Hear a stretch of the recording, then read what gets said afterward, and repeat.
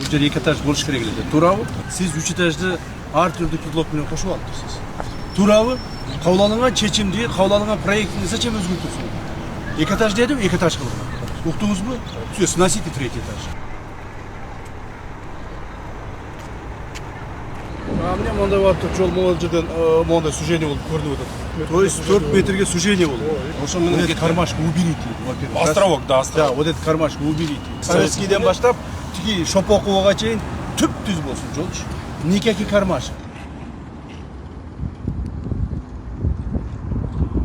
По проекту фонтан мурдата болгон, азырда фонтан болот, Фонтан болот, элдин баягы дем ала турган, мына гулять эте турган жерлери болот, отургучтар жана бардыгы сонун болот. Туурабы?